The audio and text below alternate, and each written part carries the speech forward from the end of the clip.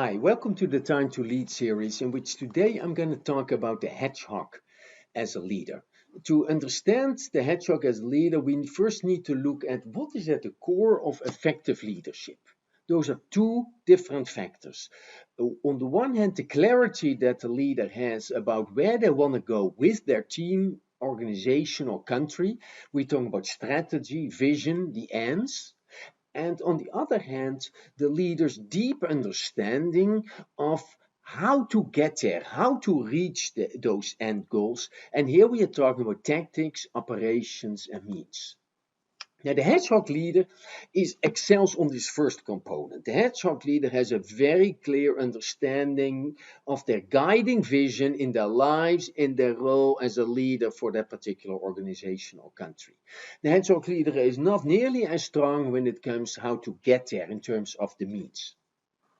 So the hedgehog leader has several characteristics.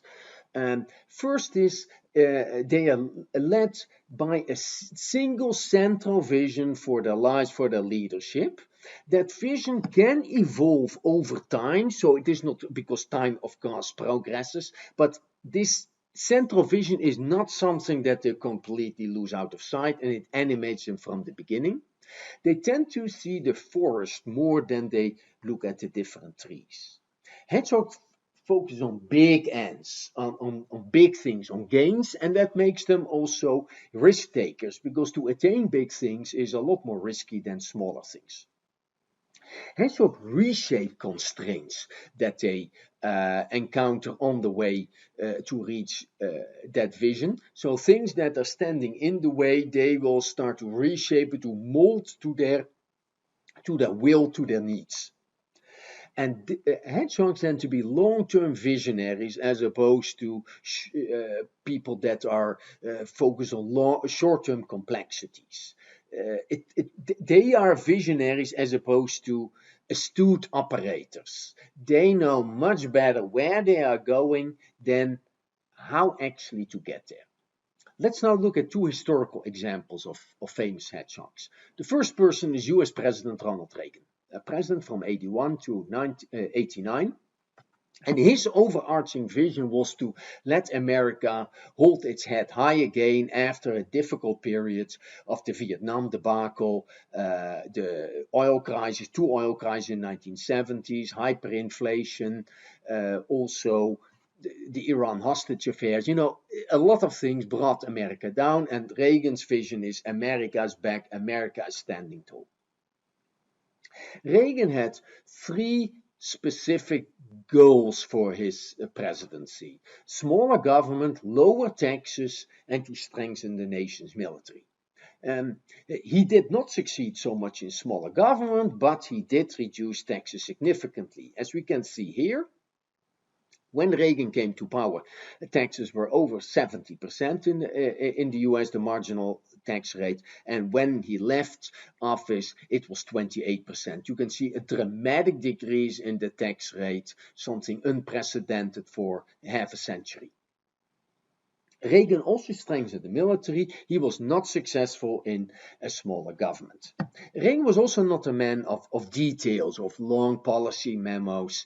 He knew what he wanted, but not so much to look at the small nitty-gritty kind of things. And another issue that Reagan also had is while he had these goals, smaller government didn't really succeed, which meant that his vision of a stronger America with lower taxes that would kind of liberate the animal spirits of the American population went together with all these higher expenditures with a ballooning budget deficit. So essentially what Reagan was already facing was the ends that he had in mind and the means with which to achieve it, they were not aligned with each other. And so his successor, President George H.W. Bush, had at some point to increase taxes, which ultimately cost him his election.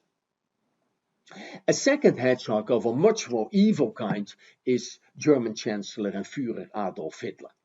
Hitler had as overarching vision the dominance of the Aryan, the German race, and as main goals to achieve that vision, to avenge the humiliation of the Versailles Treaty, at the end of World War I, Lebensraum, living space in the East, established Germany as Europe's dominant power, and the destruction of the Jewish people and Bolshevism.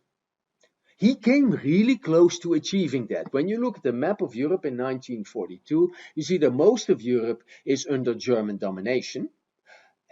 He actually came closer to his goal of dominating Europe than even the great Emperor Napoleon had achieved some 150 years before. But along the way, to achieve his lofty but evil vision, he ran into one enemy versus the other. First, the UK and its British Empire, then he added the Soviet Union as a second enemy, and then the United States. Even Germany's significant resources were insignificantly large to take on three great world powers simultaneously, and clearly his vision far outran the means that he had at his disposal, and we all know how it happened. The Third Reich crashed completely into dust in 1945. So, what are some of the lessons learned when it comes to hedgehog leaders? They tend to see simple solutions to complex problems. Almost all gurus are hedgehogs, and the reason for that is because simple solutions are attractive. They are easy to understand, and just like most gurus try to give simple solutions like best practices to about any problem, the hedgehog is a person that is also in this mode, and that makes them also effective, because if you are trying to anticipate everything that you can encounter along the way, you run the risk of accomplishing nothing. Hedgehogs have a high confidence in being right. Their vision is the right thing to do, and they tend to brush aside criticism as being small-minded. Hedgehogs are especially effective in severe crises, when people are really in need for something else, for a different vision of the future, and that this leader then can bring. Visions motivate much more than tactics.